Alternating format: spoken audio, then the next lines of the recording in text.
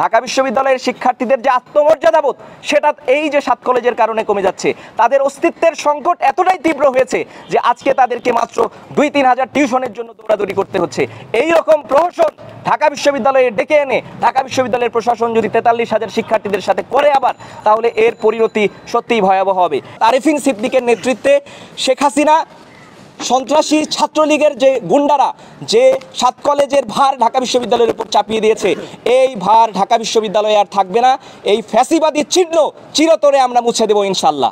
ঢাকা বিশ্ববিদ্যালয়ের শিক্ষার্থীদের তীব্র সিট সংকট থাকা সত্ত্বেও 7 কলেজের জন্য ভবন নির্মাণের কথা বলেন। ঢাকা বিশ্ববিদ্যালয়ের শিক্ষার্থীদের পরিচয় বিড়ম্বনা, যেটা হচ্ছে আমাদের অস্তিত্বের সংকট। যখন আমরা কোথাও ঢাকা বিশ্ববিদ্যালয় পরিচয় দিই, তখন আমাদেরকে প্রশ্ন করা হয় আপনারা কি শাহবাগ শাখা নাকি হচ্ছে মহাখালী শাখা, বা এরকম একটা প্রশ্নের সম্মুখীন আমরা হই। আন্তর্জাতিক র্যাঙ্কিংয়ে গণনার ক্ষেত্রে অধিভুক্ত 7 কলেজকেও বিবেচনা করা হয়, যার ফলে ঢাকা বিশ্ববিদ্যালয় র্যাঙ্কিংয়ে অবস্থানে হচ্ছে নিম্নগামী হচ্ছে।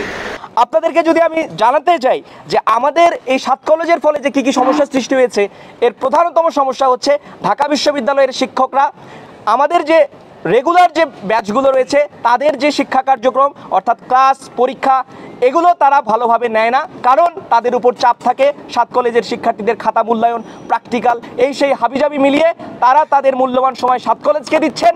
কিন্তু আমাদের যারা রেগুলার শিক্ষার্থী, যাদের অধিকার সবচেয়ে বেশি, এইখানে পড়াশোনা করা আসা প্রত্যেকটি শিক্ষার্থীর স্বপ্ন হচ্ছে দেশ সেরা বিশ্ববিদ্যালয়ের দেশ সেরা অধ্যাপকদের কাছ থেকে তারা তাদের পাঠদান, তাদের যে পাঠ সেটা নেবেন। কিন্তু দুঃখজনক হলো এখানকার শিক্ষার্থীরা সেই অধিকার থেকে বঞ্চিত হচ্ছে।